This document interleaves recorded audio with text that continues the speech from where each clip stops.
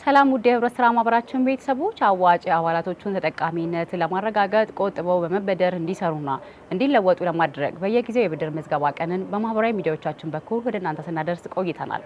በዚህም አዋጭ በ2017 ዓ.ም ብቻ ለ8067 አባላት ቆጥበው እንዲበደሩና ኢኮኖሚያዊ አቅማቸውን እንዲያዳብሩ አድርጓል። ታዲያ የመስከረም ወር የብድር ምዝገባ ቀንን በሚመለከት መቼ ነው የሚካሄደው፣ እንዲሁም አባላት ምን ማሟላት አለባቸው የሚለውን የህብረት ስራ ማህበራችን ምክትል ዋና ስራ አስፈጻሚ ኦፕሬሽን አቶ ዳባ ጋዲሳ ሙሉ ማብራሪያ ሰጥተዋል። ተካትለን እንመለስ። ጤና ይስጥልን የአዋጭ ቤተሰቦች፣ በቅድሚያ የከበረ ሰላምታችንን እናቀርባለን። ዳባ ጋዲሳ እባላለሁ። የአዋጭ ሳኮ ምክትል ዋና ስራ አስፈጻሚና ኦፕሬሽን ዘርፍ ኃላፊ ነኝ። መግለጫ የምንሰጥበት ጉዳያችን የመስከረም ወር የብድር ምዝገባን በሚመለከት ነው። የምታወቀው በመስከረም መጨረሻ ላይ ነበር የብድሩ ለማድረግ ታስቀዱ የነበረው፣ ግን እጃችን ላይ ያለው የብድር መጠን በዛ ያለ ስለሆነ አንድ ሳምንት ወደፊት ገፋ በማድረግ የመስከረም ወር የብድር ምዝገባ ቀን ከጥቅምት 6 እስከ 7 ይሆናል ማለት ነው። አባላቶቻችን ለብድር ምዝገባው ሲቀርቡ ማሟላት የሚገባቸው ነገሮች ከዚህ በፊት በተለመደው መልኩ ስንገልጽ በነበረው አሁንም ደግሞ ማስታወስ እንፈልጋለን። አንደኛ ለብድሩ የሚያስፈልጋቸውን ዝቅተኛውን የቁጠባ መጠን ማጠናቀቅ መቻል አለባቸው። ዝቅተኛው የቁጠባ መጠን እንደ የብድሩ መጠንና እንደ የሚፈልጉት የብድር አይነት ይለያያል። ዞሮ ግን አባላቶቻችን ለመበደር የሚፈልጓቸውን የብድር አይነቶች ታሳቢ በማድረግ ያንን ዝቅተኛውን የቁጠባ መጠን ማሟላት አለባቸው ማለት ነው ብድር ምዝገባው ላይ ከመቅረባቸው በፊት።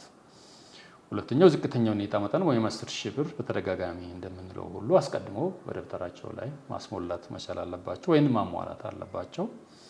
ከዚህ በፊት በተለያዩ ጊዜ ሲቆጥቡ ኖሮ ግን ከደብተራቸው ጋር ያላስተረቁ አባላቶቻችን ካሉ ለብድር ምዝገባው ከመቅረባቸው በፊት በሚቀርባቸው ቅርንጫፍ ጽሕፈት ቤት ላይ ያንን ከደብተራቸው ጋር የማስታረቅ ስራዎችን መስራት አለባቸው ማለት ነው። ለምንድን ነው ይህንን የምናነሳው? ብዙ ጊዜ አባላቶች ለብድር ሲመጡ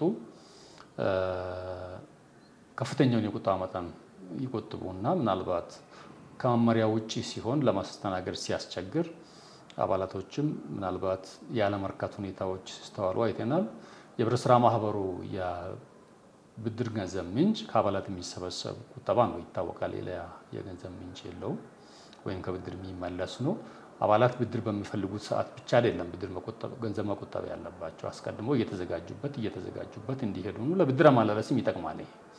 ስለዚህ አባላቶቻችን ከተመዘገቡ በኋላ ምናልባት ያቆጣጠባቸው ሁኔታ ብድር መመሪያው ከሚፈቅደው ውጪ ነው ሲባሉ ምናልባት ያለመርካት ስሜትን እንዳያጋጥማቸው በማሰብ አስቀድሞ መቆጠብ መቻል አለባቸው የሚለውን መልእክት በዚህ አጋጣሚ ማስተላለፍ እንፈልጋለን። በተመሳሳይ መልኩ ተጨማሪ ማብራሪያዎችን የሚፈልጉ ከሆነ በሚቀርባቸው ቅርንጫፍ ጽሕፈት ቤት ወይም በ6326 ላይ በመደወል መረጃዎችን ማግኘት ይችላሉ።